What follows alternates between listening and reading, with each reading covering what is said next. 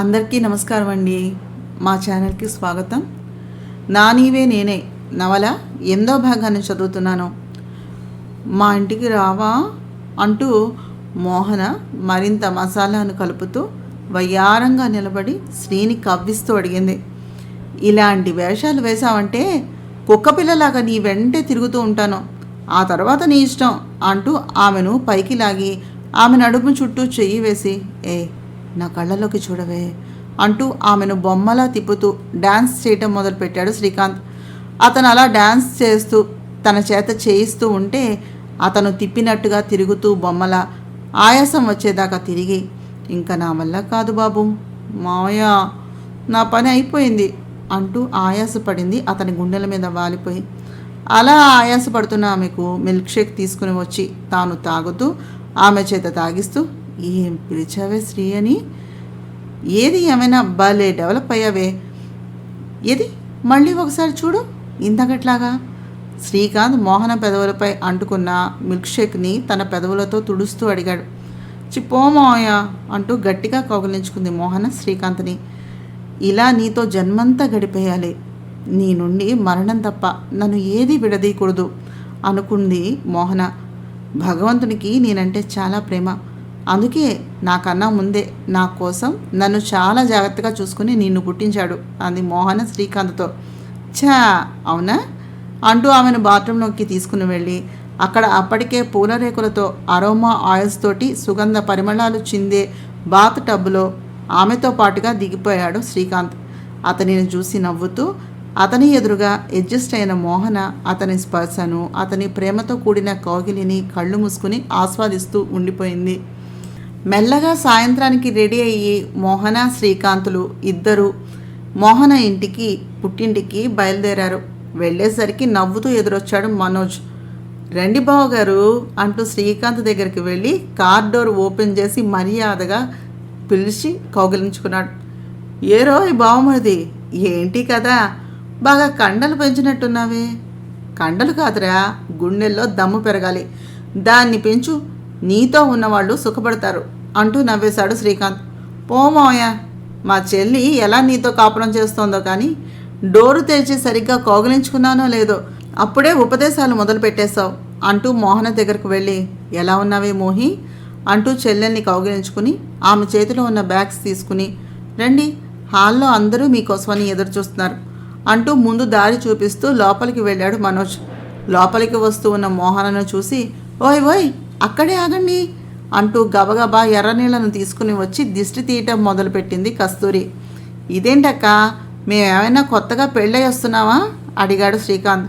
కొత్తగా పెళ్లి కావడం కాదురా, పెళ్ళయ్యాక 3వ సారి వచ్చారు మా ఇంటికి.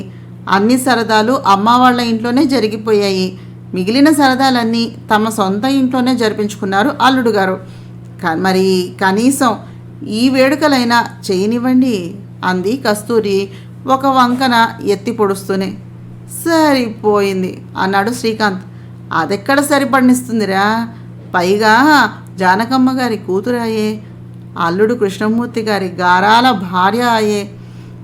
అతగాడితోటి సంసారం మొదలుపెట్టాక ఇక పక్కవారిని మాట్లాడించే అవకాశం ఎక్కడా, అంతా వినదగువారమే అన్నారు భాస్కర్ గారు. బాగుంది, ఉరుము ఉరిమి మంగళం మీద పడిందట, అలా ఉంది మీరు చెప్పేది. ఏదో తెలిసి తెలియని వయసులో మీ అమ్మాయి అందం చూసి వెనక తిరిగి దాని గురించి తెలియక అది ఒప్పుకున్నదే చాలు అనుకుని చంకలు గుద్దుకుంటూ మెళ్ళో తాళి కట్టేశాను. చిక్కడిరా బకరా అని ఆపై వాడి కర్మ అనుకుని మీరు కాస్త ఒప్పేసుకున్నారు. తీరా పెళ్ళి అయ్యాక ఆ 3 నిద్రలు అయ్యాక అప్పుడు కానీ తెలియలేదు నా పెళ్ళం నాదేవే కాదు పూలందేవి అని. ఇక అప్పుడు తెలిసి ఏం ఉపయోగం ఉంటుంది చెప్పండి అన్నారు నవ్వేస్తూ కృష్ణమూర్తి మోహన తండ్రి. ఆ మాటలు విన్న కస్తూరి, నేను ఇక్కడే ఉన్నాను సుమా అన్నట్టుగా ఒక్కసారి గొంతు సవరించుకుంది. అంతే, నోట్లో మాటలు నోట్లోనే ఉండిపోయినట్టుగా కృష్ణమూర్తి నోటికి తాళం పడిపోయింది. అది చూసి శ్రీకాంత్ పైకి నవ్వేస్తే మోహన మనోజులు గుంభనంగా నవ్వుకున్నారు, తల్లి తిడుతుందేమోనని. కొంచెం ముందు వెనక చూసుకోవాలి అల్లుడు అంటూ సరసమాడి లోపలకు వెళ్ళిపోయారు భాస్కర్ గారు కూతురు ఉరుముతున్న మొఖాన్ని చూస్తూ. ఆయనను అనుసరించారు మోహన, శ్రీకాంతులు. అంతా బాగుంది. మనోజ్ కూడా బాగా సెటిల్ అయ్యాడు. వీడి పెళ్లిలో పప్పు అన్నం గురించి కూడా ఆలోచిస్తే బాగుంటుందేమో అన్నారు జానకమ్మ గారు. అమ్మమ్మ, సుఖంగా తిని తిరుగుతున్న నా చెల్లెల్ని కాస్త నీ కోడల్ని చేసేసుకున్నావు. ఇంకా నీ ఆకలి శాంతించలేదా? నీ దృష్టి నా మీద కూడా పడింది అన్నాడు నవ్వుతూ మనోజ్. అదేమిట్రా, నీ గురించి నాకు కాకపోతే వీధిలో దానికి ఉంటుందా ఆలోచన? మనవరాలు ఒక ఇంటిదయింది, మనవడు కూడా ఓ ఇంటి వాడైతే ఇల్లు సుఖ సంతోషాలతో వర్ధిల్లుతుంది.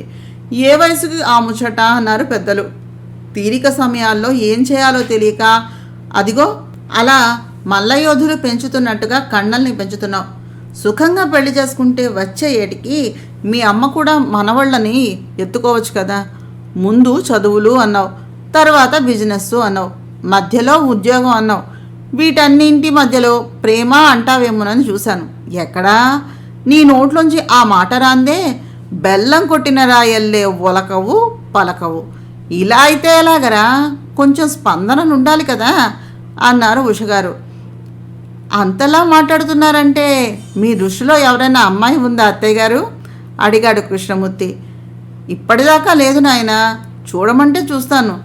ఎక్కడా ఈ బాయిదారు రోగం వచ్చాక ఎవరి ఇళ్లలో వాళ్ళం పడి ఉన్నామా? పైగా ఈ ముసలాయన ఉన్నాడే అంటూ భాస్కరంగాన్ని చూపించి, ఆడవాళ్ళకన్నా దారుణం, అన్నింటికి కూడా ఉన్నానంటాడు. వెళ్ళాక అక్కడ ఉన్న వాళ్ళతోటి నాకన్నా ఎక్కువగా, ఇంకా చెప్పాలంటే నాకన్నా ముందే కూర్చుని కబుర్లు ఆడటం మొదలు పెడతాడు. అంటే నన్ను రమ్మనమని చెప్పకుండా పిలవకుండా నువ్వు వస్తావా, నేను ఇంకొంచెం ఎక్కువగా వాగనా అని నన్ను హెచ్చరించటం అన్నమాట. అంతే, చచ్చినట్టు ఆయన్ని కుదిపి మనతో పాటు తీసుకుని బయటకు రావాలి అంది జానకమ్మ గారు నుదురు కొట్టుకుంటూ. నవ్వుతూ మీసాలు వెలివేసుకుంటూ, దాన్ని కీలెరిగి వాత పెట్టడం అంటారు భార్యామణి అన్నారు భాస్కరం గారు. చాలే సమ్మడం, నువ్వు రావే అంటూ మోహనను తీసుకుని లోపలికి వెళ్ళారు జానకమ్మ, కస్తూరి. రాత్రి భోజనం అయ్యాక ఎవరి గదుల్లోనికి వాళ్ళు వెళుతూ ఉంటే శ్రీకాంత్ అని పిలిచారు కృష్ణమూర్తి. కాసేపు ఆగమని శ్రీకాంత్ తోటి మాట్లాడి పని ఉన్నట్టుగా. ఏంటి బావుగారు అంటూ అటు వెళ్ళాడు శ్రీకాంత్. ఇటు మోహనను తీసుకుని తమ బెడ్రూమ్లోకి వెళ్ళి ఆమె చేత తెల్లని చీరను కట్టించి సాంబ్రాణి ధూపాలు వేయించి తడిగి ఆరబెట్టిన కురులను పువ్వులతో సింగారించి చేతికి పాలు ఉన్న గ్లాసును అందించి మోహనను గదిలోకి పంపింది కస్తూరి. మళ్ళీ మొదటి రాత్రి సంగతులు, ఆ ఆతృత, భయము గుర్తుకు వచ్చాయి మోహనకు. తలుపు తీసుకుని లోపలికి వెళ్ళి గడియ వేసి తిరిగి చూసేసరికి తెల్లని పంచె బనియన్ కట్టుకుని మంచం మీద ఉన్నటువంటి పూలవాసనను చూస్తూ కనిపించాడు శ్రీకాంత్. అతనికి ఆ రోజు అతని భార్య సిగ్గుపడుతూ గదిలోనికి పాలు పట్టుకుని రావటం కొత్త అనుభవంలా అనిపించింది. అంతకు ముందు మొదటి రాత్రి మోహన గదిలోనికి వచ్చేసరికి వారిద్దరి మధ్య ఉన్నటువంటి పరిస్థితులు వేరు, ఇప్పుడు ఉన్న వారిద్దరి స్థితి వేరు. ఇంతకు ముందు జరిగిన రాత్రులు తమ ఇష్టానుసారంగా జరిగినట్టు, ఇది ఇద్దరికి మొదటిసారి అన్నట్టుగా అనిపిస్తూ ఉండగా మోహన కొత్తగా కనిపిస్తూ ఉంటే అధరాల మాటున కొంటె నవ్వును దాచుకుని మోహి అంటూ మోహన దగ్గరకు వెళ్ళిన శ్రీకాంత్ని చూసి తల ఉంచుకుంది సిగ్గుగా. ఏ పిచ్చి అంటూ ఆమె చేతిలో ఉన్న పాలు తీసుకుని టేబుల్ మీద పెడుతూ నడిపించుకుంటూ బెడ్ దగ్గరికి చేరుకుని తన పక్కన కూర్చోబెట్టుకుని, ఈరోజు కొత్తగా అనిపిస్తోందా అడిగాడు శ్రీకాంత్. అని అవునన్నట్టుగా తల ఊపింది ఆమె. నేను కూడా కొత్తగా ఉన్నానా మళ్ళీనా అడిగాడు. నవ్వేసింది ఈసారి. ఈ నవ్వుకు అర్థం ఏంటి మోహన? అవుననా కాదనా అడిగాడు శ్రీకాంత్. మావయ్య అంటూ అతని గుండెల్లో తల దాచుకుంది మోహన. మోహి, మావయ్య దగ్గర ఇంత సిగ్గేంట్రా? అది నా దగ్గర అడిగాడు శ్రీకాంత్. అతని వైపు చూడలేక సిగ్గుతో ఎర్రబడ్డ ముఖాన్ని దాచుకుంటూ గుసగుసలాడుతున్న అతని పెదవులను తన చేత్తో మూసేసింది మోహన. ఆమె చర్యను చూసి నవ్వుకున్న శ్రీకాంత్, నా నోటిని నీ చేత్తో కాదు నీ పెదవులతో మూస్తే ఇంకా బాగుంటుందేమో అన్నాడు ఆమె చెవి దగ్గర సన్నగా చేరి, ఆమె చెవి తమ్మను సుతారంగా కొరుకుతూ. మావయ్య నిన్ను అంటూ అతని గుండెలపై ఉన్న వెంట్రుకలను పట్టి లాగుతూ ఆడటం మొదలుపెట్టింది మోహన. అబ్బా దెయ్యం అంటూ ఆమెపై తాను చేరి, చూడు ఇప్పుడు నేనేం చేస్తాను అన్నాడు శ్రీకాంత్. మళ్ళీ మామూలుగా అయిపోయిన మోహన, పోవోయ్ పెద్ద అంటూ వెక్కిరించింది శ్రీకాంత్ని. నవ్వుతూ నవ్విస్తూ కవ్విస్తూ ఆ రేయి వారి జీవితానికి సరికొత్త మెరుగులను దిద్దుతూ ఉండిపోయింది. తెల్లారి లేచాక పక్కన ఉండవలసిన మోహన కనబడక తాను స్నానం చేసి గదిలోకి వచ్చిన శ్రీకాంత్కి పక్కనే వేడివేడి కాఫీ దర్శనమిచ్చింది. దాన్ని చూసి నవ్వుకుంటూ ఆ కాఫీ తాగేసి కిందకు దిగి వచ్చిన శ్రీకాంత్కి ఎర్రని కంచిపట్టు చీర నీలం అంచుది కట్టుకుని అదే రంగు జాకెట్టు వేసుకుని పొడుగాటి తడి జుట్టును తువాలుతోటి బంధించి పాదాలకున్న మువ్వల పట్టీలు గల్లు గల్లుమంటూ ఉండగా పూల కోసమని ఎగురుతూ ఉన్న మోహన కనిపించింది పెరట్లో. వావ్ అంటూ పక్కన ఎవరున్నారు అనేది చూసుకోకుండా అక్కడకు వెళ్ళి ఎగురుతూ ఉన్న మోహనను గబుక్కున ఎత్తి, ఇప్పుడు కోసుకో పూలు అన్నాడు హీరోయిజం ప్రతిఫలిస్తూ ఉండగా శ్రీకాంత్. భయపడి కిందకు చూసిన మోహన శ్రీకాంత్ను చూసి నవ్వుతూ ఉష్ అని ముక్కు మీద వేలు వేసుకుని చూపించి, అటు చూడు అన్నట్టుగా ఒకవైపుకి వేలు పెట్టి చూపించింది. పొద్దున్నే మోహన కోసిన పూలను మాల కడుతూ ఉన్న కస్తూరి గారు, ఆమె పక్కన టేబుల్తో చుట్టూ కుర్చీల మీద టీ తాగుతున్న భాస్కర్, కృష్ణమూర్తి, జానకమ్మ కనిపించారు.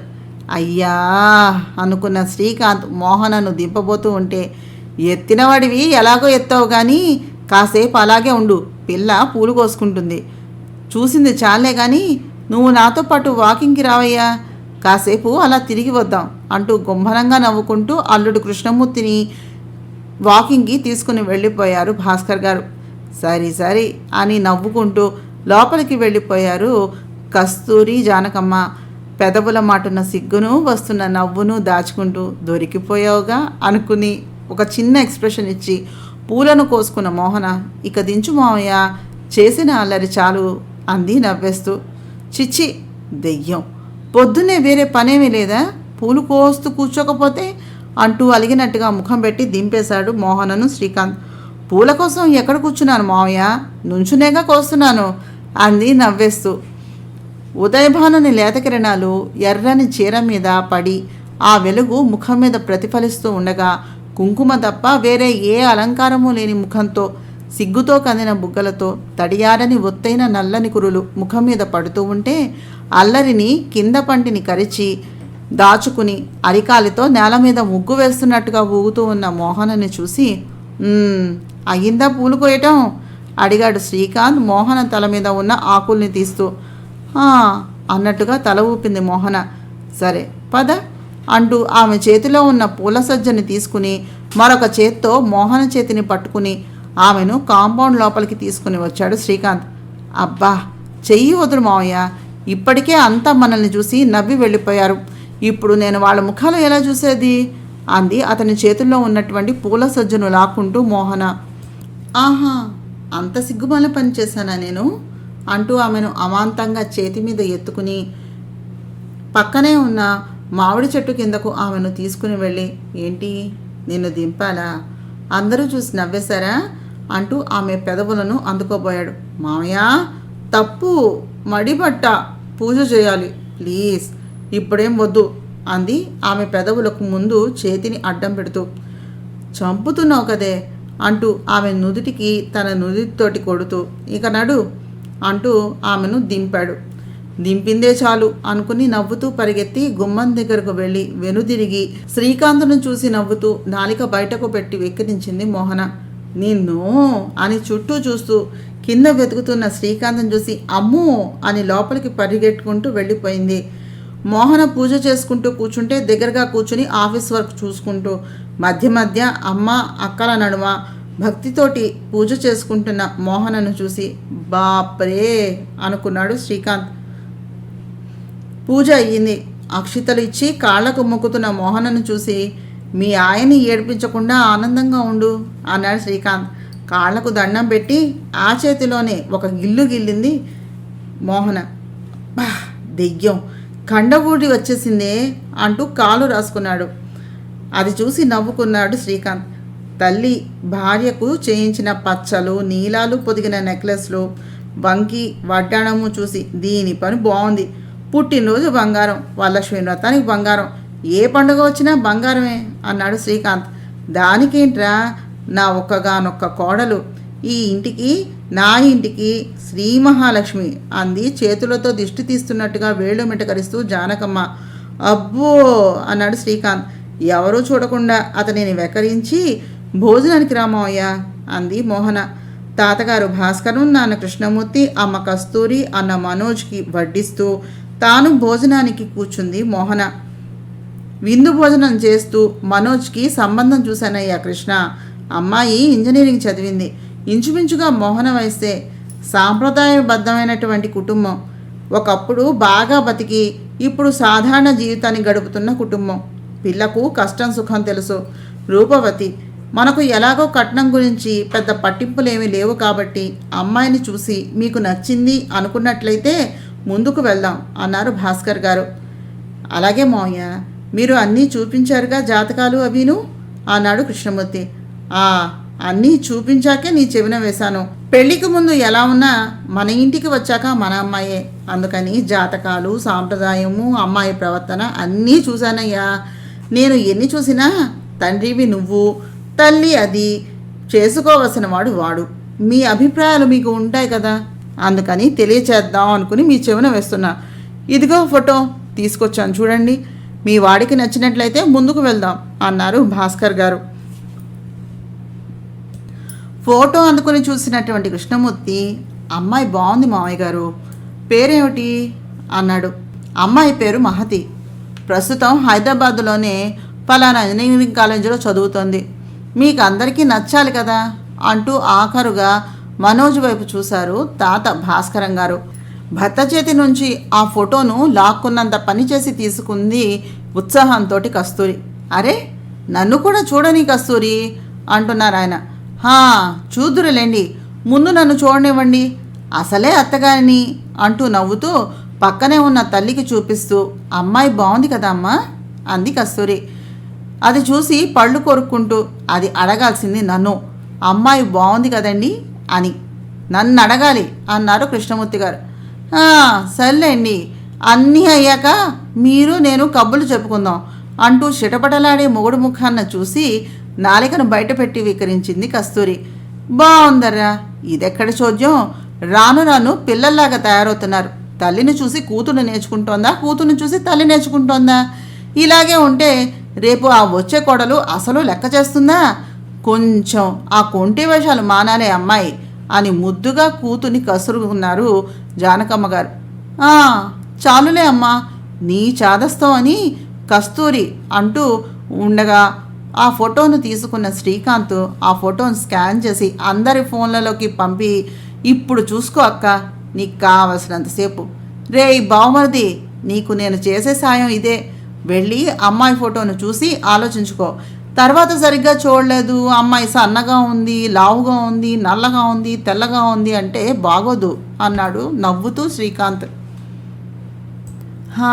చాలేరా మావయ్య, పెద్ద కోస్తున్నావు కోతలు, నీ పెళ్ళికే మేమంతా పెద్ద మనుషులయ్యి చేయవలసి వచ్చింది అంటూ నవ్వుకుంటూ తన గదిలోకి వెళ్ళిపోయాడు మనోజ్.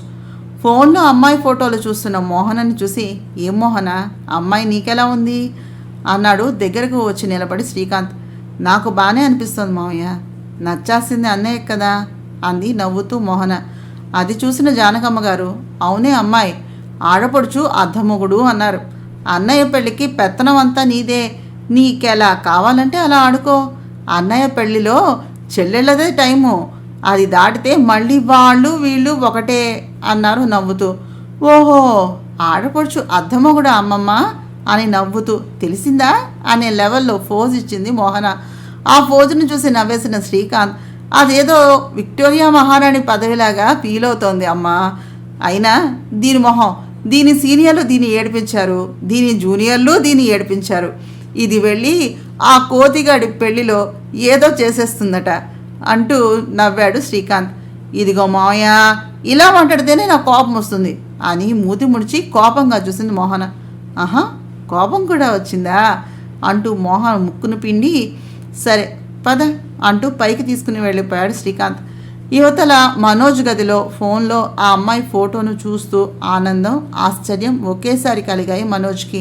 ఇంచుమించుగా ఒక నెల రోజుల ముందు ఏమీ కాలక్షేపం కాక సరదాగా ఒక మాల్కి వెళ్ళాడు మనోజ్. అక్కడ ఆ అమ్మాయి ఒక డొక్కుబండితోటి మనోజ్ కారుని ఢీకొట్టింది. అది చూసి చాలా కోపంగా కిందకు వచ్చాడు మనోజ్ ఫ్రెండ్ వరుణ్. తను కారులో కూర్చుని ఉన్నాడు. ఏంటి కళ్ళు మూసుకుని డ్రైవ్ చేస్తా ఉన్నావా?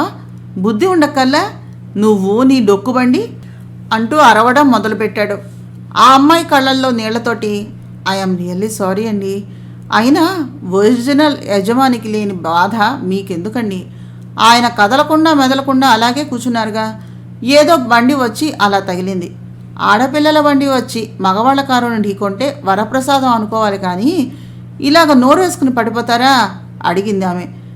ఏం ప్రసాదం అమ్మా అడిగాడు వరుణ్. వరప్రసాదం అమ్మా అంటూ ఎత్తుగా ఉన్న ఆమె ఫ్రెండ్ అంది. ఆ అమ్మాయిని చూసిన వరుణ్, ఈ తాడి చెట్టుని ముందు కాకుండా వెనక పెట్టుకున్న నీకు కళ్ళు కనబడలేదా తల్లి అని అడిగాడు అలేఖ్యని. మైండ్ యువర్ వర్డ్స్, తాడి చెట్టు కొబ్బరి చెట్టు అంటావేంటి? అమ్మాయిల్ని వేటితో పోల్చాలో తెలీదా? బొత్తిగా సన్నాసలే ఉన్నావే అంది ఆ పిల్ల. ఏమ్మా పెద్ద మా కారుని గుద్దేసి దానికి సొట్టపెట్టి పైగా నీ ఇష్టానికి మాట్లాడుతున్నావు అంటూ మీదకు వెళ్ళాడు వరుణ్. ఆ పిల్ల ఏమాత్రం భయపడకుండా, సాలే ఆడపిల్ల నన్ను దమ్కి వేస్తున్నావు, నాతో పెట్టుకుంటే అయ్యేది మసాలా వడా అంది ఆ పిల్ల. ఏంటే నా కార్ని గుద్దుంది కాకుండా కోస్తున్నావు అంటూ దెబ్బలాడబోయాడు వరుణ్. రే వరుణ్ ఆగు అంటూ ఆపిన మనోజ్. చూడండి, చూసి గుద్దారో చూడక గుద్దారో మొత్తానికైతే కారుని గుద్దారు కాబట్టి ఛార్జ్ పే చేయండి అంటూ ఎదురుగా ఉన్న వాళ్లను అడిగాడు. అప్పుడు పక్కన ఎత్తుగా ఉన్న అమ్మాయి, సార్ ఇది నా బండి, మమ్మల్ని మా బండిని చూసి కొంచెం రీజనబుల్గా మాట్లాడండి సార్ అంది కొంచెం తగ్గుతూ. ఏ ఇనుప సామాన్ల కొట్టు నుంచి తెచ్చావు తల్లి దీన్ని? పైగా దీనిని బండి అంటారట, దగ్గరగా దీనికి మా మొత్తమ్మ వయసు ఉండుంటుంది అన్నాడు ఎకసక్కంగా చూసి నవ్వుతూ వరుణ్. ఏం బాబు, ఇనప సామాన్ల కొట్టు దగ్గర తప్ప వేరే కొట్లు పరిచయం లేవా ఏమిటి మీకు? బాగా తెలిసినట్టుగా మాట్లాడుతున్నావు. ఎత్తి కొడితే హుస్సేన్ సాగర్లో ఉంటావు, ఒళ్ళు జాగ్రత్తగా పెట్టుకోమ్మా అంటూ చేతులు మడిచి చూపిస్తూ చెప్పింది పక్కన ఉన్న అమ్మోరు లాంటి అమ్మాయి. కోమలి ఊరుకో అంటూ అమ్మోరు తల్లి చెయ్యి పట్టుకుని ఆపేసింది అక్కడే ఉన్న మహతి. ఈ అమ్మోరు తల్లి పేరు కోమల. కోమలత్వం లేని దానిని కోమలి అంటారనుకుంటాను. రాను రాను పేర్లకి మనుషులకు సంబంధమే ఉండటం లేదు అన్నాడు మనోజ్ పక్కన ఉన్నటువంటి వరుణ్. ఇదిగో దాన్ని దీన్ని అన్నావనుకో అంటూ మళ్ళీ ముందుకు రాబోయింది కోమలి. అబ్బా ఉండవే నువ్వు. సార్ అనుకోకుండా జరిగిపోయింది. చదువుకునే అమ్మాయిలం, మా దగ్గర ఇంత కాస్ట్లీ కార్ రిపేర్ చేయించేంత మనీ ఎక్కడ ఉంటుంది చెప్పండి? I'm really very very sorry, please excuse me. దయ ఉంచి ఈ విషయాన్ని ఇక్కడితో వదిలేయండి సార్. ఇలా చూస్తే మీరు కార్ని బ్యాక్ చేస్తున్నారు, మేము అనుకోకుండా డాష్గా వచ్చేసాం. ఇద్దరి తప్పు ఉంది కదా. నీ కారు ఎలా డ్యామేజ్ అయిందో మా బండి కూడా అలాగే డ్యామేజ్ అయింది. కారులో ఉండడం వల్ల మీకేమీ కాలేదు, మేమిద్దరము కింద పడ్డాం. చేయి చూడండి ఎలా గిక్కుపోయిందో అంటూ చేతిని చూపించింది అమ్మాయి. కాటుకు పెట్టిన అందమైన పెద్ద పెద్ద కనులు ఇంకా పెద్దవిగా చేసి ఆ అమ్మాయి అలా మాట్లాడుతూ ఉంటే ఆమె ముఖ కదలికలకు తగ్గట్టుగా ఆమె చెవికి ఉన్న జుంకీలు ఊగుతూ ఉంటే వైట్ గాగ్రా, బ్లూ కలర్ గీతలు ఉన్న టాప్, దాని మీద white and blue colour dupatta, మెడ చుట్టూ చుట్టి సింపుల్గా ఓ చేతికి వాచి మరో చేతికి చాలా గాజులు ఉన్న చేతిని ఆమె ఎత్తి చూపించేసరికి ఆమె చేతికి అయిన గాయం నుంచి వస్తున్న రక్తం చూసేసరికి అంత సున్నితమైన చేయి అలా కనిపించేసరికి ఓ షట్ అన్నాడు మనోజ్. రే మావా ఏంట్రా చూపులో తేడా వచ్చేసింది? అమ్మాయి అని ఊరుకోకూడదురా, అందున పక్కన ఇలాంటి జైంట్ వీల్ ఉన్నప్పుడు అన్నాడు వరుణ్. వరుణ్ మాటలకి చాలా కోపం వచ్చేసింది కోమలికి. సార్ మీరు ఇంత డీసెంట్గా ఉన్నారు కదా, మీ ఫ్రెండ్ ఏంటండి ఇట్లా హౌలే లెక్క ఉన్నాడు అడిగింది కోమలి. అసలు వీడిని ఎలా భరిస్తున్నారు అంది. ఓ సిని అయ్యా ఎంత మాట నవే, నన్ను నన్ను పట్టుకుని హౌలే అంటావా?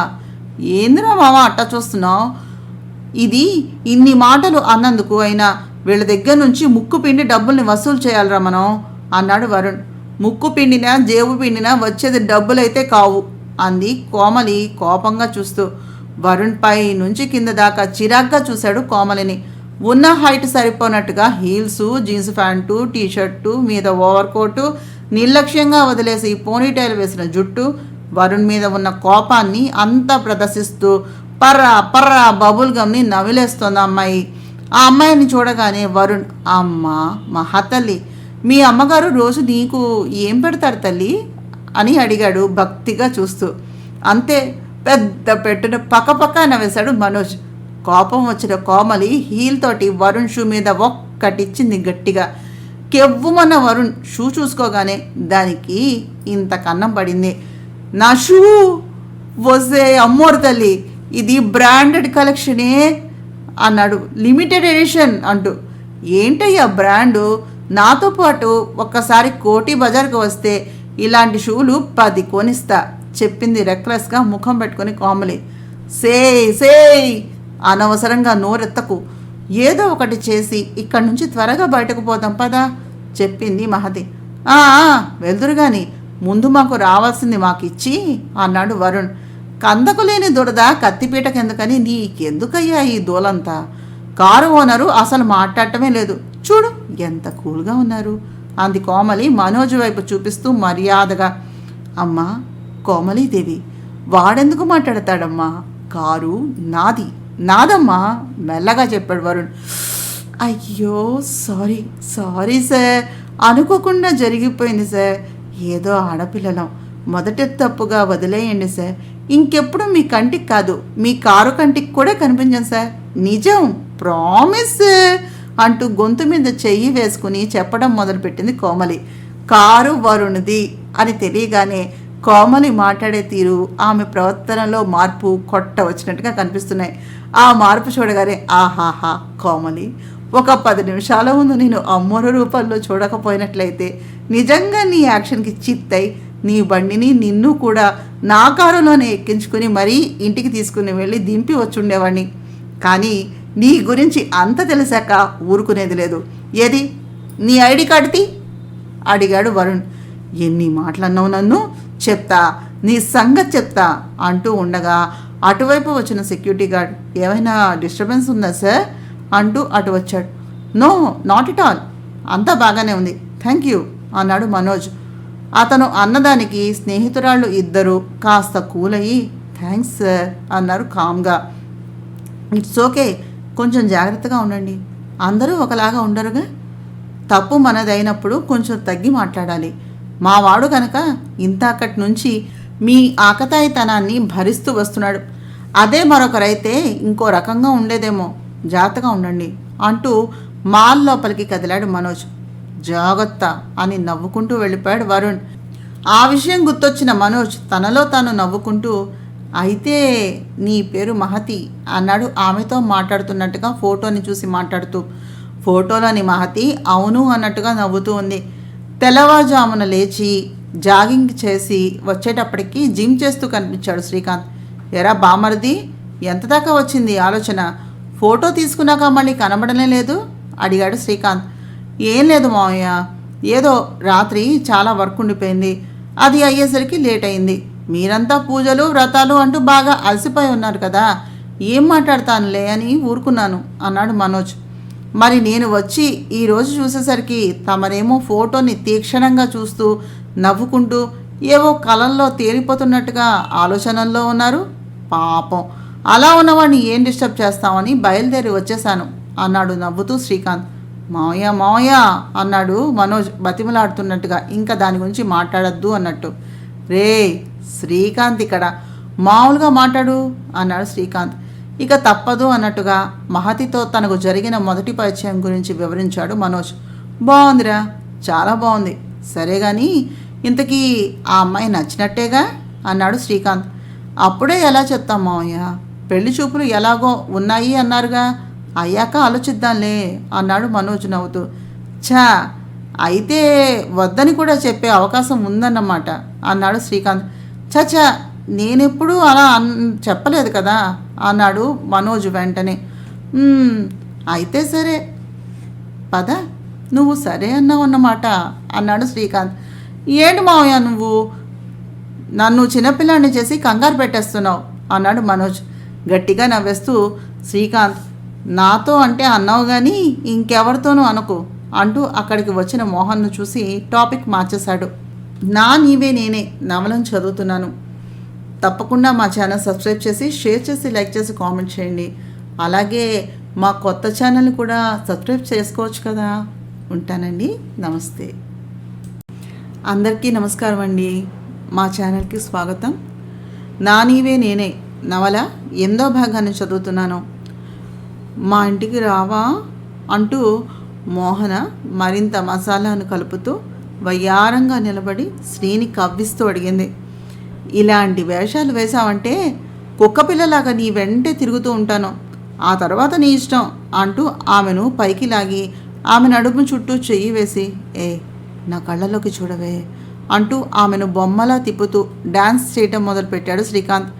అతను అలా డ్యాన్స్ చేస్తూ తన చేత చేయిస్తూ ఉంటే అతను తిప్పినట్టుగా తిరుగుతూ బొమ్మల ఆయాసం వచ్చేదాకా తిరిగి, ఇంకా నా వల్ల కాదు బాబు, మావయ్య నా పని అయిపోయింది అంటూ ఆయాసపడింది అతని గుండెల మీద వాలిపోయి. అలా ఆయాసపడుతున్న ఆమెకు మిల్క్ షేక్ తీసుకుని వచ్చి తాను తాగుతూ ఆమె చేత తాగిస్తూ, ఏం పిలిచావే శ్రీ అని, ఏది ఏమైనా భలే డెవలప్ అయ్యావే, ఏది మళ్ళీ ఒకసారి చూడు ఇంతకట్లాగా. శ్రీకాంత్ మోహన పెదవులపై అంటుకున్న మిల్క్ షేక్ని తన పెదవులతో తుడుస్తూ అడిగాడు. చిపోమాయ అంటూ గట్టిగా కౌగిలించుకుంది మోహన శ్రీకాంత్ని. ఇలా నీతో జన్మంతా గడిపేయాలి, నీ నుండి మరణం తప్ప నన్ను ఏది విడదీయకూడదు అనుకుంది మోహన. భగవంతునికి నేనంటే చాలా ప్రేమ, అందుకే నాకన్నా ముందే నా కోసం నన్ను చాలా జాగ్రత్తగా చూసుకుని నిన్ను పుట్టించాడు అంది మోహన శ్రీకాంత్తో. ఛా అవునా అంటూ ఆమెను బాత్రూంలోకి తీసుకుని వెళ్ళి అక్కడ అప్పటికే పూలరేకులతో అరోమా ఆయిల్స్ తోటి సుగంధ పరిమళాలు చిందే బాత్ టబ్లో ఆమెతో పాటుగా దిగిపోయాడు శ్రీకాంత్. అతనిని చూసి నవ్వుతూ అతని ఎదురుగా అడ్జస్ట్ అయిన మోహన అతని స్పర్శను, అతని ప్రేమతో కూడిన కౌగిలిని కళ్ళు మూసుకుని ఆస్వాదిస్తూ ఉండిపోయింది. మెల్లగా సాయంత్రానికి రెడీ అయ్యి మోహన శ్రీకాంతులు ఇద్దరూ మోహన పుట్టింటికి బయలుదేరారు. వెళ్ళేసరికి నవ్వుతూ ఎదురొచ్చాడు మనోజ్.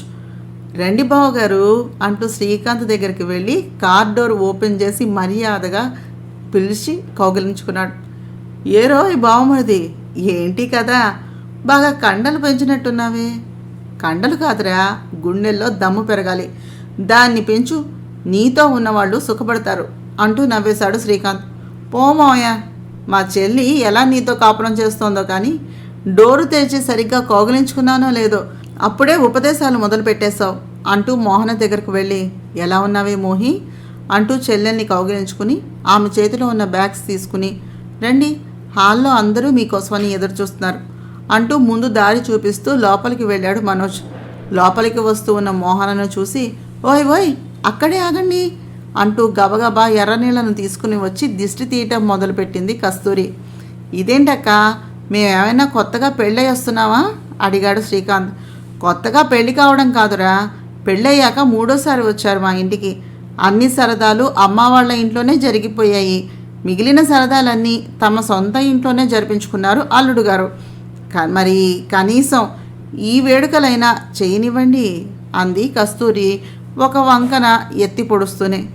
సరిపోయింది అన్నాడు శ్రీకాంత్. అదెక్కడ సరిపడినిస్తుందిరా, పైగా జానకమ్మ గారి కూతురాయే, అల్లుడు కృష్ణమూర్తి గారి గారాల భార్య అయ్యే. అతగాడితోటి సంసారం మొదలుపెట్టాక ఇక పక్కవారిని మాట్లాడించే అవకాశం ఎక్కడా, అంతా వినదగువారమే అన్నారు భాస్కర్ గారు. బాగుంది, ఉరిమి మంగళం మీద పడిందట, అలా ఉంది మీరు చెప్పేది. ఏదో తెలిసి తెలియని వయసులో మీ అమ్మాయి అందం చూసి వెనక తిరిగి దాని గురించి తెలియక అది ఒప్పుకున్నదే చాలు అనుకుని చంకలు గుద్దుకుంటూ మెళ్ళో తాళి కట్టేశాను. చిక్కడిరా బకరా అని ఆపై వాడి కర్మ అనుకుని మీరు కాస్త ఒప్పేసుకున్నారు.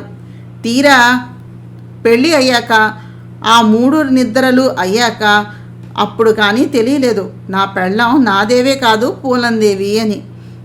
ఇక అప్పుడు తెలిసి ఏం ఉపయోగం ఉంటుంది చెప్పండి అన్నారు నవ్వేస్తూ కృష్ణమూర్తి మోహన తండ్రి. ఆ మాటలు విన్న కస్తూరి నేను ఇక్కడే ఉన్నాను సుమా అన్నట్టుగా ఒక్కసారి గొంతు సవరించుకుంది. అంతే, నోట్లో మాటలు నోట్లోనే ఉండిపోయినట్టుగా కృష్ణమూర్తి నోటికి తాళం పడిపోయింది. అది చూసి శ్రీకాంత్ పైకి నవ్వేస్తే మోహన మనోజులు గుంభనంగా నవ్వుకున్నారు, తల్లి తిడుతుందేమోనని. కొంచెం ముందు వెనక చూసుకోవాలలుడు అంటూ సరసమాడి లోపలకు వెళ్ళిపోయారు భాస్కర్ గారు కూతురు ఉరుముతున్న మొఖాన్ని చూస్తూ. ఆయనను అనుసరించారు మోహన శ్రీకాంతులు. అంతా బాగుంది. మనోజ్ కూడా బాగా సెటిల్ అయ్యాడు. వీడి పెళ్లిలో పప్పు అన్నం గురించి కూడా ఆలోచిస్తే బాగుంటుందేమో అన్నారు జానకమ్మ గారు. అమ్మమ్మ, సుఖంగా తిరుగుతున్న నా చెల్లెల్ని కాస్త నీ కోడల్ని చేసేసుకున్నావు. ఇంకా నీ ఆకలి శాంతించలేదా? నీ దృష్టి నా మీద కూడా పడింది అన్నాడు నవ్వుతూ మనోజ్. అదేమిట్రా, నీ గురించి నాకు కాకపోతే వీధిలో దానికి ఉంటుందా ఆలోచన? మనవరాలు ఒక ఇంటిదయింది, మనవడు కూడా ఓ ఇంటి వాడైతే ఇల్లు సుఖ సంతోషాలతో వర్ధిల్లుతుంది. ఏ వయసుకి ఆ ముచ్చట అన్నారు పెద్దలు. తీరిక సమయాల్లో ఏం చేయాలో తెలియక అదిగో అలా మల్లయోధులు పెంచుతున్నట్టుగా కన్నల్ని పెంచుతున్నావు. సుఖంగా పెళ్లి చేసుకుంటే వచ్చే ఏటికి మీ అమ్మ కూడా మనవాళ్ళని ఎత్తుకోవచ్చు కదా. ముందు చదువులు అన్నావు, తర్వాత బిజినెస్ అన్నావు, మధ్యలో ఉద్యోగం అన్నావు. వీటన్నింటి మధ్యలో ప్రేమ అంటావేమోనని చూశాను. ఎక్కడా నీ నోట్లోంచి ఆ మాట రాందే. బెల్లం కొట్టిన రాయల్లే ఒలకవు పలకవు. ఇలా అయితే ఎలాగరా? కొంచెం స్పందన ఉండాలి కదా అన్నారు ఉషగారు. అంతలా మాట్లాడుతున్నారంటే మీ దృష్టిలో ఎవరైనా అమ్మాయి ఉందా అత్తయ్య గారు అడిగాడు కృష్ణమూర్తి. ఇప్పటిదాకా లేదు నాయన, చూడమంటే చూస్తాను. ఎక్కడా ఈ బాయిదారు రోగం వచ్చాక ఎవరి ఇళ్లల్లో వాళ్ళం పడి ఉన్నామా? పైగా ఈ ముసలాయన ఉన్నాడే అంటూ భాస్కరంగాన్ని చూపించి, ఆడవాళ్ళ కన్నా దారుణం, అన్నింటికి కూడా ఉన్నానంటాడు. వెళ్ళాక అక్కడ ఉన్న వాళ్ళతోటి నాకన్నా ఎక్కువగా, ఇంకా చెప్పాలంటే నాకన్నా ముందే కూర్చుని కబుర్లు ఆడటం మొదలు పెడతాడు. అంటే నన్ను రమ్మనమని చెప్పకుండా పిలవకుండా నువ్వు వస్తావా, నేను ఇంకొంచెం ఎక్కువగా వాగనా అని నన్ను హెచ్చరించటం అన్నమాట. అంతే, చచ్చినట్టు ఆయన్ని కుదిపి మనతో పాటు తీసుకుని బయటకు రావాలి అంది జానకమ్మ గారు నుదురు కొట్టుకుంటూ. నవ్వుతూ మీసాలు వెలివేసుకుంటూ, దాన్ని కీలెరిగి వాత పెట్టడం అంటారు భార్యామణి అన్నారు భాస్కరం గారు. చాలే సమ్మడం, నువ్వు రావే అంటూ మోహనను తీసుకుని లోపలికి వెళ్ళారు జానకమ్మ కస్తూరి. రాత్రి భోజనం అయ్యాక ఎవరి గదుల్లోనికి వాళ్ళు వెళుతూ ఉంటే శ్రీకాంత్ అని పిలిచారు కృష్ణమూర్తి. కాసేపు ఆగమని శ్రీకాంత్ తోటి మాట్లాడి పని ఉన్నట్టుగా. ఏంటి బావగారు అంటూ అటు వెళ్ళాడు శ్రీకాంత్. ఇటు మోహనను తీసుకుని తమ బెడ్రూమ్లోకి వెళ్ళి ఆమె చేత తెల్లని చీరను కట్టించి సాంబ్రాణి ధూపాలు వేయించి తడిగి ఆరబెట్టిన కురులను పువ్వులతో సింగారించి చేతికి పాలు ఉన్న గ్లాసును అందించి మోహనను గదిలోకి పంపింది కస్తూరి. మళ్ళీ మొదటి రాత్రి సంగతులు, ఆ ఆతృత భయము గుర్తుకు వచ్చాయి మోహనకు. తలుపు తీసుకుని లోపలికి వెళ్ళి గడియ వేసి తిరిగి చూసేసరికి తెల్లని పంచె బనియన్ కట్టుకుని మంచం మీద ఉన్నటువంటి పూలవాసనను చూస్తూ కనిపించాడు శ్రీకాంత్. అతనికి ఆ రోజు అతని భార్య సిగ్గుపడుతూ గదిలోనికి పాలు పట్టుకుని రావటం కొత్త అనుభవంలా అనిపించింది. అంతకు ముందు మొదటి రాత్రి మోహన గదిలోనికి వచ్చేసరికి వారిద్దరి మధ్య ఉన్నటువంటి పరిస్థితులు వేరు, ఇప్పుడు ఉన్న వారిద్దరి స్థితి వేరు. ఇంతకు ముందు జరిగిన రాత్రులు తమ ఇష్టానుసారంగా జరిగినట్టు ఇది ఇద్దరికి మొదటిసారి అన్నట్టుగా అనిపిస్తూ ఉండగా మోహన కొత్తగా కనిపిస్తూ ఉంటే అధరాల మాటున కొంటె నవ్వును దాచుకుని మోహి అంటూ మోహన దగ్గరకు వెళ్ళిన శ్రీకాంత్ని చూసి తల ఉంచుకుంది సిగ్గుగా.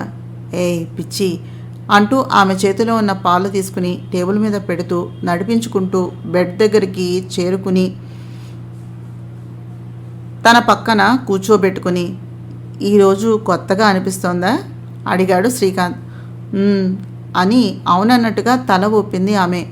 నేను కూడా కొత్తగా ఉన్నానా మళ్ళీనా అడిగాడు. నవ్వేసింది ఈసారి. ఈ నవ్వుకు అర్థం ఏంటి మోహన? అవుననా కాదనా అడిగాడు శ్రీకాంత్. మామయ్య అంటూ అతని గుండెల్లో తలదాచుకుంది మోహన. మోహి, మామయ్య దగ్గర ఇంత సిగ్గేంట్రా?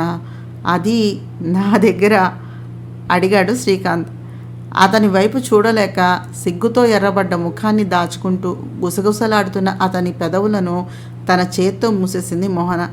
ఆమె చర్యను చూసి నవ్వుకున్న శ్రీకాంత్, నా నోటిని నీ చేత్తో కాదు నీ పెదవులతో మూస్తే ఇంకా బాగుంటుందేమో అన్నాడు ఆమె చెవి దగ్గర సన్నగా చేరి, ఆమె చెవి తమ్మను సుతారంగా కొరుకుతూ. మామయ్య నిన్ను అంటూ అతని గుండెలపై ఉన్న వెంట్రుకలను పట్టి లాగుతూ ఆడటం మొదలుపెట్టింది మోహన. అబ్బా దెయ్యం అంటూ ఆమెపై తాను చేరి, చూడు ఇప్పుడు నేనేం చేస్తాను అన్నాడు శ్రీకాంత్. మళ్ళీ మామూలుగా అయిపోయిన మోహన, పోవోయ్ పెద్ద అంటూ వెక్కిరించింది శ్రీకాంత్ని.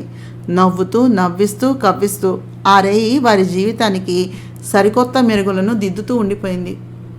తెల్లారి లేచాక పక్కన ఉండవలసిన మోహన కనబడక తాను స్నానం చేసి గదిలోకి వచ్చిన శ్రీకాంత్కి పక్కనే వేడివేడి కాఫీ దర్శనమిచ్చింది. దాన్ని చూసి నవ్వుకుంటూ ఆ కాఫీ తాగేసి కిందకు దిగి వచ్చిన శ్రీకాంత్కి ఎర్రని కంచిపట్టు చీర నీలం అంచుది కట్టుకుని అదే రంగు జాకెట్టు వేసుకుని పొడుగాటి తడి జుట్టును తువాలుతోటి బంధించి పాదాలకున్న మువ్వల పట్టీలు గల్లు గల్లుమంటూ ఉండగా పూల కోసమని ఎగురుతూ ఉన్న మోహన కనిపించింది పెరట్లో. వావ్ అంటూ పక్కన ఎవరున్నారు అనేది చూసుకోకుండా అక్కడకు వెళ్ళి ఎగురుతూ ఉన్న మోహనను గబుక్కున ఎత్తి, ఇప్పుడు కోసుకో పూలు అన్నాడు హీరోయిజం ప్రతిఫలిస్తూ ఉండగా శ్రీకాంత్. భయపడి కిందకు చూసిన మోహన శ్రీకాంత్ను చూసి నవ్వుతూ ఉష్ అని ముక్కు మీద వేలు వేసుకుని చూపించి, అటు చూడు అన్నట్టుగా ఒకవైపుకి వేలు పెట్టి చూపించింది. పొద్దున్నే మోహన కోసిన పూలను మాల కడుతూ ఉన్న కస్తూరి గారు, ఆమె పక్కన టేబుల్తో చుట్టూ కుర్చీల మీద టీ తాగుతున్న భాస్కర్, కృష్ణమూర్తి, జానకమ్మ కనిపించారు. అయ్యా అనుకున్న శ్రీకాంత్ మోహనను దింపబోతూ ఉంటే, ఎత్తినవాడివి ఎలాగో ఎత్తావు కానీ కాసేపు అలాగే ఉండు, పిల్ల పూలు కోసుకుంటుంది, చూసింది చాలే కానీ నువ్వు నాతో పాటు వాకింగ్కి రావయ్యా, కాసేపు అలా తిరిగి వద్దాం అంటూ గుంభనంగా నవ్వుకుంటూ అల్లుడు కృష్ణమూర్తిని వాకింగ్కి తీసుకుని వెళ్ళిపోయారు భాస్కర్ గారు. సరి సరి అని నవ్వుకుంటూ లోపలికి వెళ్ళిపోయారు కస్తూరి, జానకమ్మ. పెదవుల మాటున్న సిగ్గును వస్తున్న నవ్వును దాచుకుంటూ దొరికిపోయావుగా అనుకుని ఒక చిన్న ఎక్స్ప్రెషన్ ఇచ్చి పూలను కోసుకున్న మోహన, ఇక దించు మావయ్య, చేసిన అల్లరి చాలు అంది నవ్వేస్తూ. చిచ్చి దెయ్యం, పొద్దున్నే వేరే పనేమీ లేదా, పూలు కోస్తూ కూర్చోకపోతే అంటూ అలిగినట్టుగా ముఖం పెట్టి దింపేశాడు మోహనను శ్రీకాంత్. పూల కోసం ఎక్కడ కూర్చున్నాను మావయ్య, నుంచునేగా కోస్తున్నాను అంది నవ్వేస్తూ. ఉదయభానుని లేత కిరణాలు ఎర్రని చీర మీద పడి ఆ వెలుగు ముఖం మీద ప్రతిఫలిస్తూ ఉండగా కుంకుమ తప్ప వేరే ఏ అలంకారము లేని ముఖంతో సిగ్గుతో కందిన బుగ్గలతో తడియారని ఒత్తైన నల్లని కురులు ముఖం మీద పడుతూ ఉంటే అల్లరిని కింద పంటిని కరిచి దాచుకుని అరికాలితో నేల మీద ముగ్గు వేస్తున్నట్టుగా ఊగుతూ ఉన్న మోహనని చూసి, అయ్యిందా పూలు కోయటం అడిగాడు శ్రీకాంత్ మోహన తల మీద ఉన్న ఆకుల్ని తీస్తూ. అన్నట్టుగా తల ఊపింది మోహన. సరే పద అంటూ ఆమె చేతిలో ఉన్న పూల సజ్జని తీసుకుని మరొక చేత్తో మోహన చేతిని పట్టుకుని ఆమెను కాంపౌండ్ లోపలికి తీసుకుని వచ్చాడు శ్రీకాంత్. అబ్బా చెయ్యి వదులు మావయ్య, ఇప్పటికే అంతా మనల్ని చూసి నవ్వి వెళ్ళిపోయారు, ఇప్పుడు నేను వాళ్ళ ముఖాలు ఎలా చూసేది అంది అతని చేతుల్లో ఉన్నటువంటి పూల సజ్జను లాక్కుంటూ మోహన. ఆహా అంత సిగ్గుమాల పని చేశానా నేను అంటూ ఆమెను అమాంతంగా చేతి మీద ఎత్తుకుని పక్కనే ఉన్న మామిడి చెట్టు కిందకు ఆమెను తీసుకుని వెళ్ళి, ఏంటి నిన్ను దింపాలా, అందరూ చూసి నవ్వేశారా అంటూ ఆమె పెదవులను అందుకోబోయాడు. మామయ్య తప్పు, మడిబట్ట, పూజ చేయాలి ప్లీజ్, ఇప్పుడేం వద్దు అంది ఆమె పెదవులకు ముందు చేతిని అడ్డం పెడుతూ. చంపుతున్నావు కదే అంటూ ఆమె నుదుటికి తన నుదుటితోటి కొడుతూ, ఇక నడు అంటూ ఆమెను దింపాడు. దింపిందే చాలు అనుకుని నవ్వుతూ పరిగెత్తి గుమ్మం దగ్గరకు వెళ్ళి వెనుదిరిగి శ్రీకాంత్ను చూసి నవ్వుతూ నాలిక బయటకు పెట్టి వెక్కిరించింది మోహన. నిన్ను అని చుట్టూ చూస్తూ కింద వెతుకుతున్న శ్రీకాంత్ని చూసి అమ్మో అని లోపలికి పరిగెట్టుకుంటూ వెళ్ళిపోయింది. మోహన పూజ చేసుకుంటూ కూర్చుంటే దగ్గరగా కూర్చుని ఆఫీస్ వర్క్ చూసుకుంటూ మధ్య మధ్య అమ్మ అక్కల నడుమ భక్తితోటి పూజ చేసుకుంటున్న మోహనను చూసి బాప్రే అనుకున్నాడు శ్రీకాంత్. పూజ అయ్యింది. అక్షితలు ఇచ్చి కాళ్లకు మొక్కుతున్న మోహనను చూసి మీ ఆయన్ని ఏడిపించకుండా ఆనందంగా ఉండు అన్నాడు శ్రీకాంత్. కాళ్లకు దండం పెట్టి ఆ చేతిలోనే ఒక గిల్లు గిల్లింది మోహన. దెయ్యం కండగూడి వచ్చేసిందే అంటూ కాలు రాసుకున్నాడు. అది చూసి నవ్వుకున్నాడు శ్రీకాంత్. తల్లి భార్యకు చేయించిన పచ్చలు నీలాలు పొదిగిన నెక్లెస్లు వంకి వడ్డాణము చూసి దీని పని బాగుంది, పుట్టినరోజు బంగారం, వరలక్ష్మి వ్రతానికి బంగారం, ఏ పండుగ వచ్చినా బంగారమే అన్నాడు శ్రీకాంత్. దానికేంట్రా, నా ఒక్కగానొక్క కోడలు, ఈ ఇంటికి నా ఇంటికి శ్రీ మహాలక్ష్మి అంది చేతులతో దిష్టి తీస్తున్నట్టుగా వేళ్ళు మిటకరిస్తూ జానకమ్మ. అబ్బో అన్నాడు శ్రీకాంత్. ఎవరూ చూడకుండా అతనిని వెకరించి భోజనానికి రామయ్య అంది మోహన. తాతగారు భాస్కరు, నాన్న కృష్ణమూర్తి, అమ్మ కస్తూరి, అన్న మనోజ్కి వడ్డిస్తూ తాను భోజనానికి కూర్చుంది మోహన. విందు భోజనం చేస్తూ మనోజ్కి సంబంధం చూశానయ్యా కృష్ణ, అమ్మాయి ఇంజనీరింగ్ చదివింది, ఇంచుమించుగా మోహన వయసే, సాంప్రదాయబద్ధమైనటువంటి కుటుంబం, ఒకప్పుడు బాగా బతికి ఇప్పుడు సాధారణ జీవితాన్ని గడుపుతున్న కుటుంబం, పిల్లకు కష్టం సుఖం తెలుసు, రూపవతి, మనకు ఎలాగో కట్నం గురించి పెద్ద పట్టింపులేమీ లేవు కాబట్టి అమ్మాయిని చూసి మీకు నచ్చింది అనుకున్నట్లయితే ముందుకు వెళ్దాం అన్నారు భాస్కర్ గారు. అలాగే మోయ్య, మీరు అన్నీ చూపించారుగా జాతకాలు అవిను అన్నాడు కృష్ణమూర్తి. అన్నీ చూపించాకే నీ చెవిన వేశాను, పెళ్లికి ముందు ఎలా ఉన్నా మన ఇంటికి వచ్చాక మన అమ్మాయే, అందుకని జాతకాలు, సాంప్రదాయము, అమ్మాయి ప్రవర్తన అన్నీ చూశానయ్యా. నేను ఎన్ని చూసినా తండ్రివి నువ్వు, తల్లి అది, చేసుకోవలసిన వాడు వాడు, మీ అభిప్రాయాలు మీకు ఉంటాయి కదా, అందుకని తెలియచేద్దాం అనుకుని మీ చెవిన వేస్తున్నా. ఇదిగో ఫోటో తీసుకొచ్చాను చూడండి, మీ వాడికి నచ్చినట్లయితే ముందుకు వెళ్దాం అన్నారు భాస్కర్ గారు. ఫోటో అందుకుని చూసినటువంటి కృష్ణమూర్తి, అమ్మాయి బాగుంది మావయ్య గారు, పేరేమిటి అన్నాడు.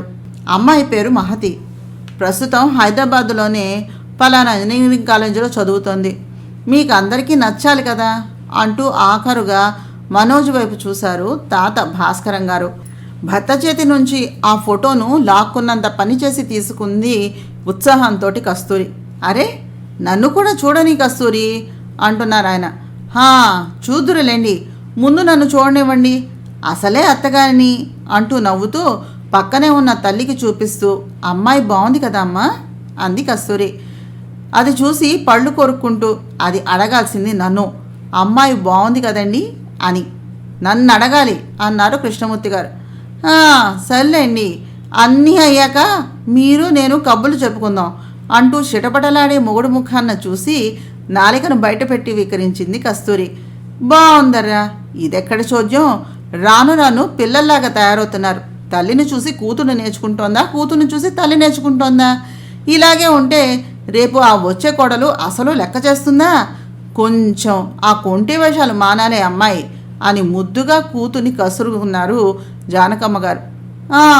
చాలులే అమ్మా, నీ చాదస్తం అని కస్తూరి అంటూ ఉండగా ఆ ఫోటోను తీసుకున్న శ్రీకాంత్ ఆ ఫోటోను స్కాన్ చేసి అందరి ఫోన్లలోకి పంపి, ఇప్పుడు చూసుకో అక్క, నీకు కావలసినంతసేపు, రేయ్ బావమరిది, నీకు నేను చేసే సాయం ఇదే, వెళ్ళి అమ్మాయి ఫోటోను చూసి ఆలోచించుకో, తర్వాత సరిగ్గా చూడలేదు, అమ్మాయి సన్నగా ఉంది, లావుగా ఉంది, నల్లగా ఉంది, తెల్లగా ఉంది అంటే బాగోదు అన్నాడు నవ్వుతూ శ్రీకాంత్. చాలేరా మావయ్య, పెద్ద కోస్తున్నావు కోతలు, నీ పెళ్ళికే మేమంతా పెద్ద మనుషులయ్యి చేయవలసి వచ్చింది అంటూ నవ్వుకుంటూ తన గదిలోకి వెళ్ళిపోయాడు మనోజ్. ఫోన్లో అమ్మాయి ఫోటోలు చూస్తున్న మోహనని చూసి, ఏం మోహన, అమ్మాయి నీకెలా ఉంది అన్నాడు దగ్గరకు వచ్చి నిలబడి శ్రీకాంత్. నాకు బాగానే అనిపిస్తుంది మావయ్య, నచ్చాల్సింది అన్నయ్య కదా అంది నవ్వుతూ మోహన.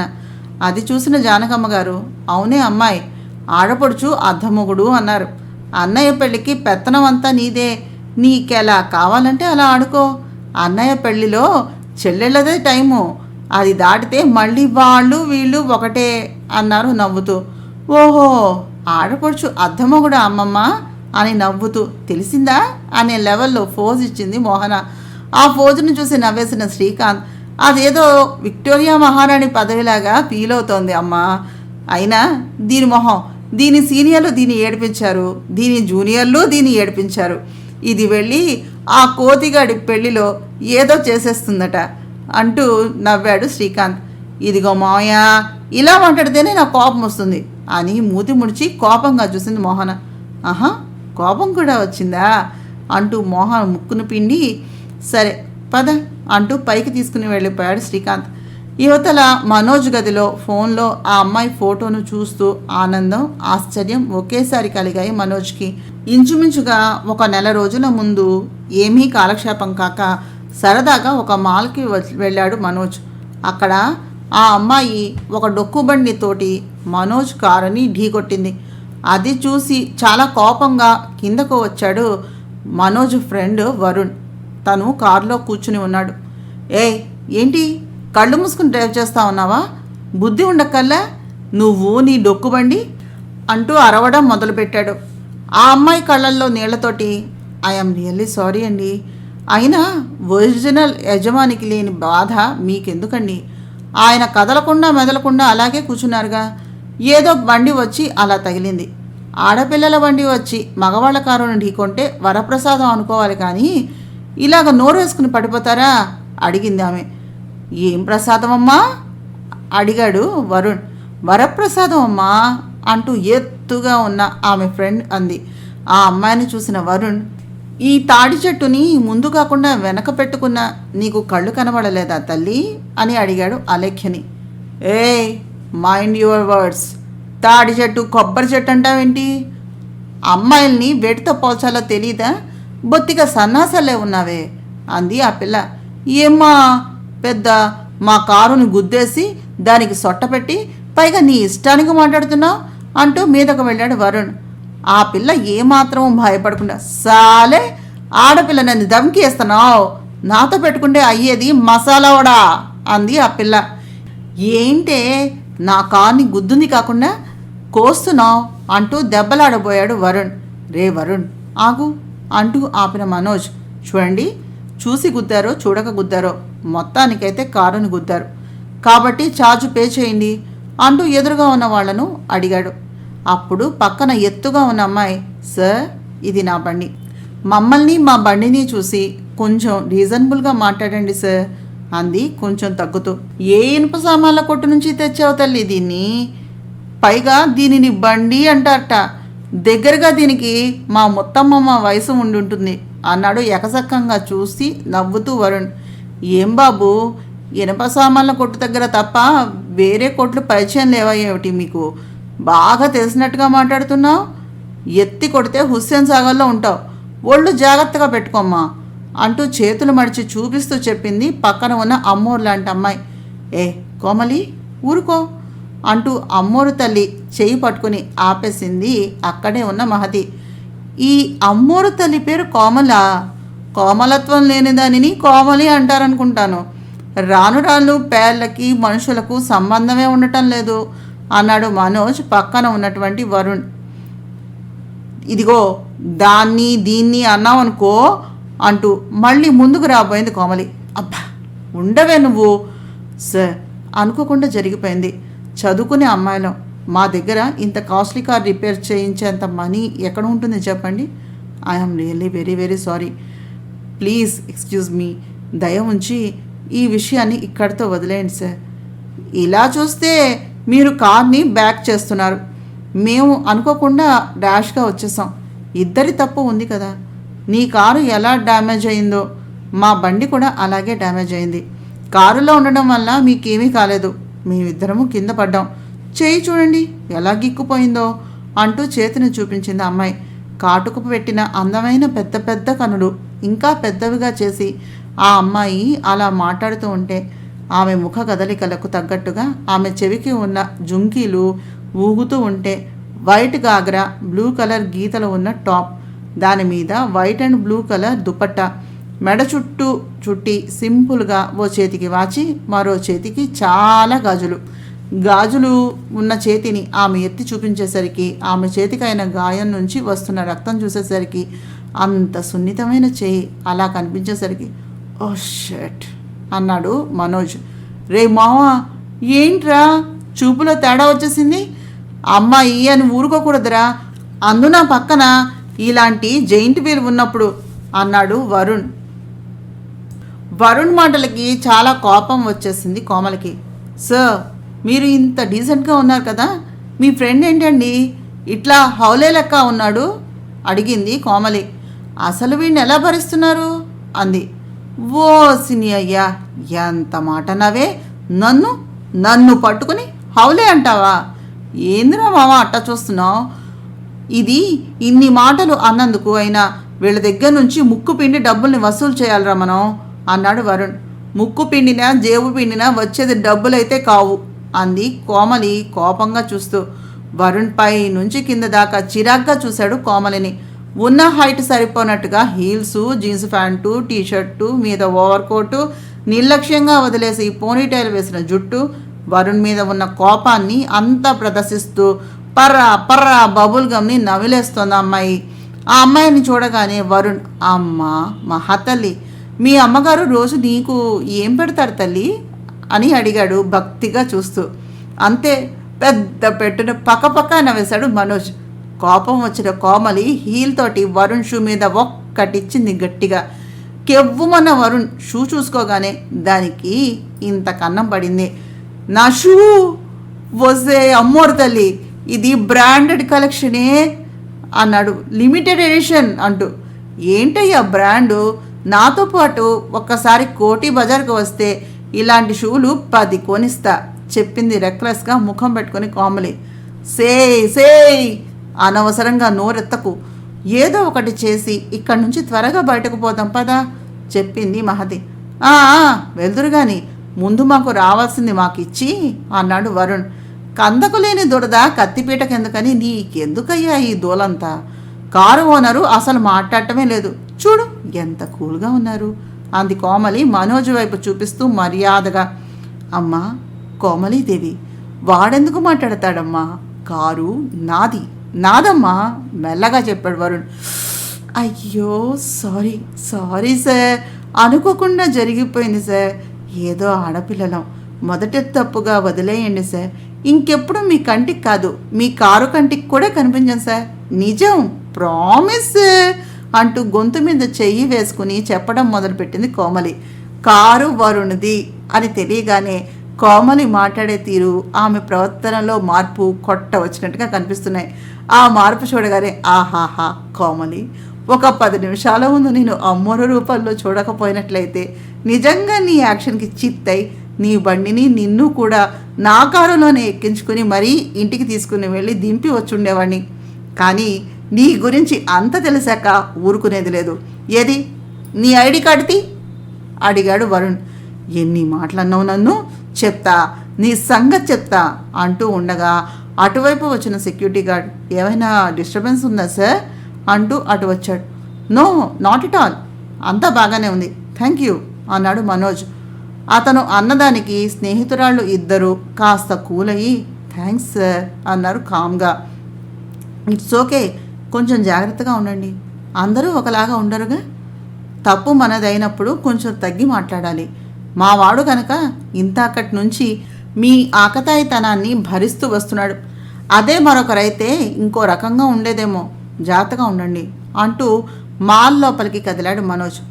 జాగ్రత్త అని నవ్వుకుంటూ వెళ్ళిపోయాడు వరుణ్.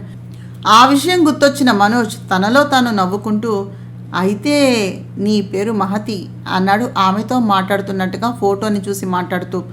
ఫోటోలోని మహతి అవును అన్నట్టుగా నవ్వుతూ ఉంది. తెల్లవారుజామున లేచి జాగింగ్ చేసి వచ్చేటప్పటికి జిమ్ చేస్తూ కనిపించాడు శ్రీకాంత్. ఎరా బామర్ది, ఎంత దాకా వచ్చింది ఆలోచన? ఫోటో తీసుకున్నాక మళ్ళీ కనబడనే లేదు అడిగాడు శ్రీకాంత్. ఏం లేదు మావయ్య, ఏదో రాత్రి చాలా వర్క్ ఉండిపోయింది, అది అయ్యేసరికి లేట్ అయింది.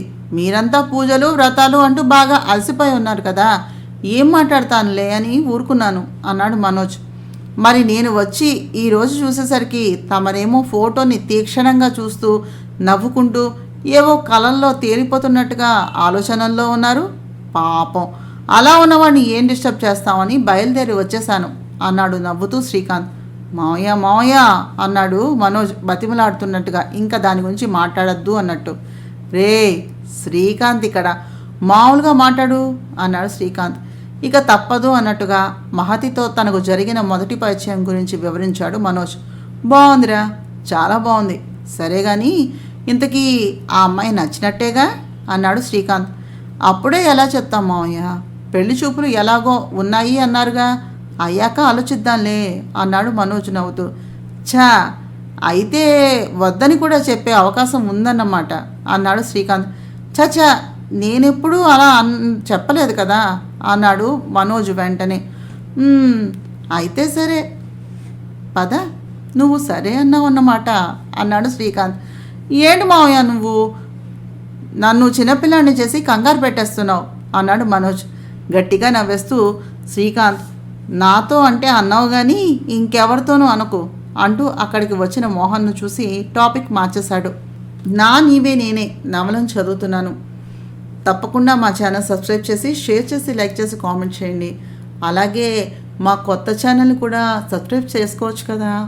ఉంటానండి, నమస్తే.